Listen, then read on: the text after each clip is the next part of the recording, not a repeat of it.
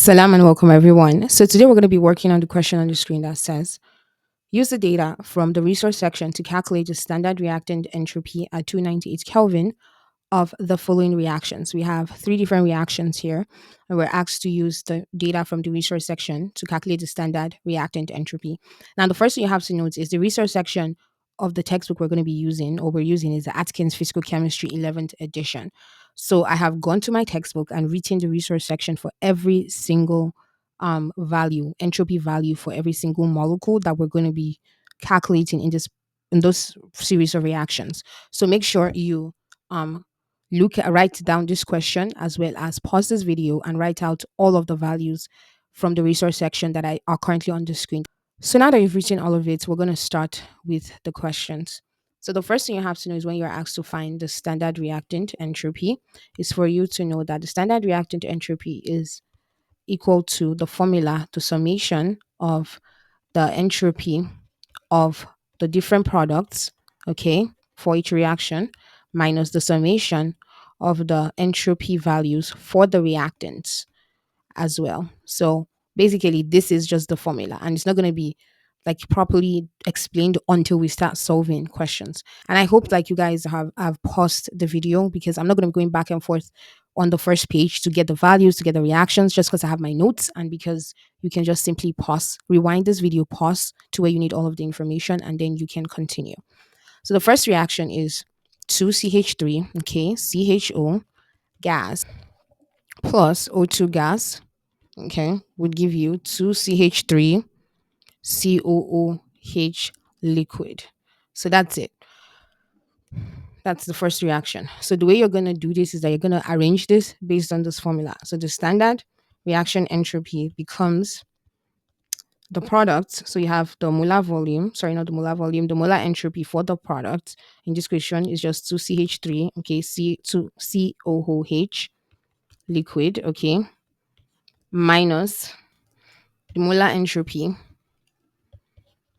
for the reactant. The first reactant, which is just 2CH3 CHO gas, okay, plus molar volume that of O2 gas right here. So that's basically how it's done. Now, the next thing you have to simply do is for you to rearrange or reorganize this particular question. So you have this right here. The standard entropy of reaction would just simply be 2 times the molar volume of the molecule. So we're not just going to be finding the molar volume of 2CH3 because that does not exist in the resource section of our text. That does not even exist in chemistry. This is just telling us how many of 2CH3COOH or how many of 2CH3CHO. We just have to bring out the coefficient or the number of the amount times the molar volume of the actual um, molecule or compound. So that's how it's done. So so now we're just going to say CH3COOH liquid. Okay, minus, do the same thing here, 2 times the molar entropy for this one. So that would be CH3 CHO gas, okay, plus the molar volume of O2 gas.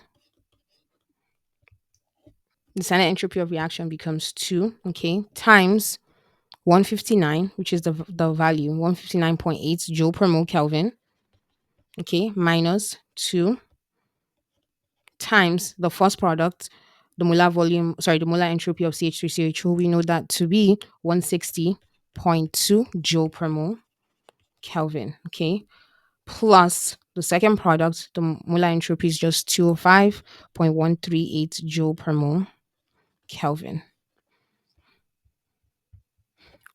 So the molar entropy or reactant entropy simply 2 times 158.9, 159.8 actually, sorry, is just simply 319.6 joule per mole Kelvin minus 2 times 160.2 is just 320.4 joule per mole Kelvin plus 205.138 joule per mole Kelvin.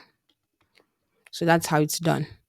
So the standard entropy of reaction becomes 319.6 joule per mole Kelvin. minus 320.4 plus 205.138 will simply be 525.538 joule per mole Kelvin. So you have the standard entropy of reaction simply is 319.6 minus 525.538. That will be negative 205.938 joule per mole Kelvin.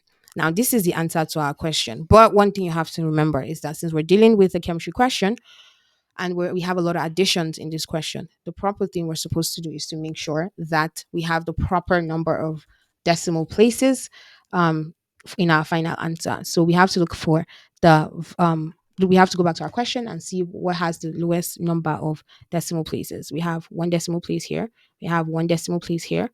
We have three decimal places here. So the lowest number of decimal places is one.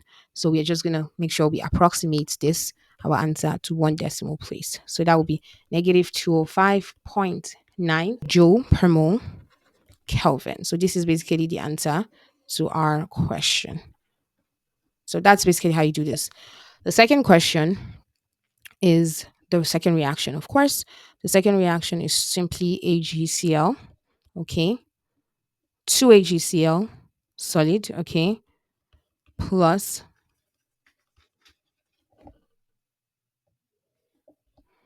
bromine liquid, okay, will give you 2AgBr solid plus chlorine gas. That's basically how it is. So now we're going to go back to our knowledge of chemistry from the beginning. So the standard reaction entropy, or the change in standard reactant entropy, is just simply going to be the summation of the values for the molar entropy of the product, okay, minus the summation of the values of the molar entropy of the reactant. So we have the products, we have the reactant. So we have this here. So the molar entropy for the product is just simply going to be added minus the added information for the molar entropy of reactant. That's simply what we're going to do here. So what we end up with, we're going to start with the first product. So we have molar entropy of 2AgBr, okay, solid, plus the molar entropy of the second product, chlorine gas, minus the molar entropy of the first reactant, 2AgCl, okay, solid, plus the molar entropy of the second reactant, bromine liquid. And note that I'm saying gas, solid, liquid. I'm saying this purposely because it's possible for you to be given a question where you can have say for example if you had a question H2O, you know, you can have H2O gas, you can have H2O liquid, you can have H2O solid. So it's very important that you stick to the phase at which the reaction is occurring, because that's the only way you can properly solve for the answer. It's very important to know that these values, a particular molecule can have multiple phases, and because it has multiple phases, it would have different values for the different phases. So that's basically how it's done. So of course now we just simply reorganize again for the second time. So you have 2 times the molar entropy, just like we did the first, of AgBr solid, plus the molar entropy of chlorine gas, minus 2 times the molar entropy of AgCl solid, okay, plus molar entropy of bromine liquid. Okay, so now we can just simply substitute. So we have 2 times the molar entropy of the AgBr based on the resource section of our textbook that I had written earlier is just 107.1 joule per mole Kelvin, okay, plus the molar entropy of Cl2 liquid or Cl2 gas to 23.07 joule per mole Kelvin, okay, minus, oh, I almost said plus, minus 2, okay, times the 96.2 joule per mole Kelvin, which is simply the molar entropy of HCl plus just the molar entropy of Br2 liquid. So that will be plus 152.23 joule per mole Kelvin. That's basically how it's done. So the change in standard entropy becomes 2 times 107.1 is just simply 214.2 joule per mole Kelvin, okay, plus 223.07 joule per mole Kelvin minus 2 times 96.2 is just simply 192.4 joule per mole Kelvin. I'm also going to be expanding it and removing the bracket for the second one as well. So we're just going to have another minus 152.23 joule per mole Kelvin. So when you add all of this information up in your calculator, so all the information 214.2 plus 223.07 minus 192.4 minus 152.23. When you add this information in your calculator, you end up getting plus 92.64 joule per mole Kelvin as the answer. But then again, we are scientists and we want to make sure we have in the proper number of decimal places. So we go back to our question and see the values we have before we start the solution. We have this value here to be in one decimal place, two decimal places, one decimal place, two decimal places. We're going to pick the one with the lowest number of decimal places. So our answer ends up actually being the change in standard entropy of reaction becomes positive 92.6 joule per mole Kelvin. So the third equation, Hg, liquid, plus Cl2, gas, okay, will give us HgCl2, solid. So the change in reactant entropy of this is going to be what? It's going to be basically what we've been doing so far.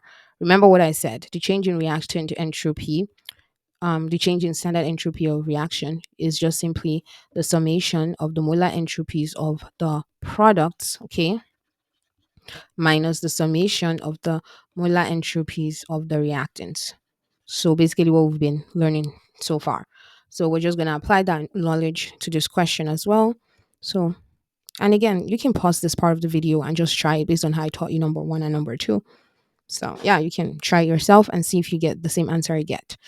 Anyways, continue going forward. We have the products first. So the molar entropy of the products HgCl2 solid, okay, minus the molar entropy of the reactant. So that would be Hg liquid, okay, plus molar entropy or this, yeah, the standard entropy of the second reactant, which we have to be chlorine gas.